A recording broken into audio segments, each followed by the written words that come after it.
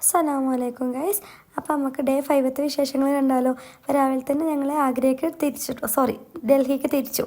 അങ്ങനെ ഡൽഹിയിലേക്ക് ഞങ്ങൾ പോയിക്കൊണ്ട് നിൽക്കുകയാണ്. അങ്ങനെ ഈ സ്ഥലത്തെത്തിയപ്പോഴാണ് ഞങ്ങൾ ഫുഡ് കഴിച്ചത് കേട്ടോ. ഇവിടെ റെസ്റ്റോറൻറ്റ് ഉണ്ട്, ഞാൻ വീഡിയോ എടുക്കാൻ മറന്നതാണ്. ഇത് കിളികൾക്ക് ഇങ്ങനെ ഫുഡ് കൊടുക്കുന്നത് കണ്ടപ്പോൾ എനിക്കൊരു രസം തോന്നി. എന്നെ കൂട്ടത്തോടെ പറഞ്ഞു തരുന്നൊക്കെയാണ്, നല്ല ഭംഗിയുണ്ടായിരുന്നു. അപ്പോൾ വീഡിയോ എടുത്താൽ കേട്ടോ. ഇതൊരു സംഭവ ബഹുലമായൊരു ദിവസമാണ് ഞങ്ങളെ സംബന്ധിച്ച് ഈ ഡേ 5 എന്ന് പറയുന്നത്. അത്രയും സംഭവങ്ങൾ അന്ന് സംഭവിച്ചിട്ടുണ്ട് കേട്ടോ. അങ്ങനെ ഞങ്ങൾ തിരിച്ച് അങ്ങനെ പോയിക്കൊണ്ട് നിൽക്കുകയാണ്. അപ്പോൾ ഡൽഹിക്ക് കടത്തി വിടൂല അറിഞ്ഞു. അല്ലെങ്കിൽ ഞങ്ങൾ എല്ലാ ദിവസവും ഡ്രസ്സ് ചേഞ്ച് ചെയ്തിട്ടാണ് പോകല കേട്ടോ. ഈ ദിവസമാണെങ്കിൽ ഡ്രസ്സ് ചേഞ്ച് ചെയ്തതുമില്ല.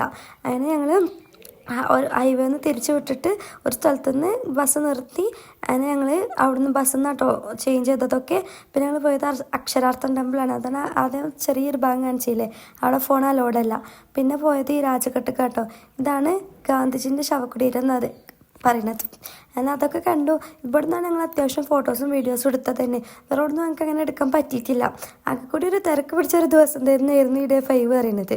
അങ്ങനെ ഇവിടെ നിന്ന് ഞങ്ങൾ ഫുഡും കഴിക്കുന്നത് കേട്ടോ. ഈ മൊത്തത്തിൽ പറയാനുള്ളതുകൊണ്ട് ഞാൻ വേഗം പറഞ്ഞു പോവാണ്. നമുക്ക് പറഞ്ഞില്ല, കുറേ ക്ലിപ്പൊന്നും എടുത്തിട്ടില്ലാന്ന്. അതിന് പിന്നെ ഞങ്ങൾ പോയത് ഇവിടെ ഓൾഡ് ഡൽഹിക്കാണ്.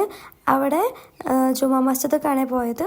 അവിടുന്ന് പിന്നെ കുറച്ച് വീഡിയോസൊന്നും എടുക്കാൻ ഞങ്ങൾക്ക് പേടിയായിരുന്നു.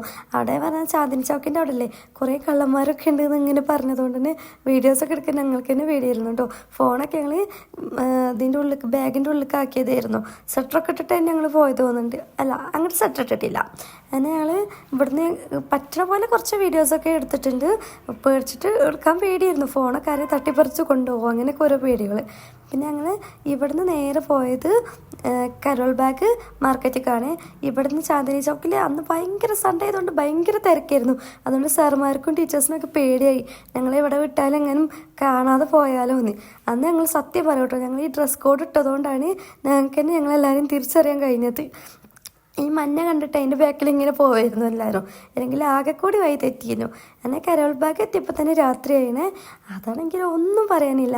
9 മണിയാകുമ്പോൾ പർച്ചേസ് ചെയ്ത് എല്ലാവരും മെട്രോൻ്റെ അവിടെ എത്തണം എന്ന് പറഞ്ഞു.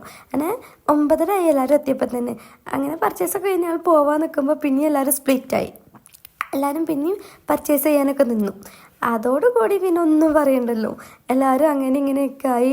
സാറുമാരും ഒറ്റക്കായി. യഹിയ സാറ് ഫസ്റ്റ് എത്തിയിട്ടോ അന്ന് ഹോട്ടലിലേക്ക് തിരിച്ച്. ഞങ്ങൾ 2 കിലോമീറ്റർ അവിടെ നിന്ന് നടക്കാനുള്ളൂ എന്നറിഞ്ഞു. ഞങ്ങൾ നടന്ന് പിന്നെയും നോക്കുമ്പോൾ നടന്ന വഴിക്കന്നെ കാരണം പിന്നെയും ഉണ്ടാവുക. അങ്ങനെ ആയിട്ട് ആകെ കൂടി പ്രശ്നമായി.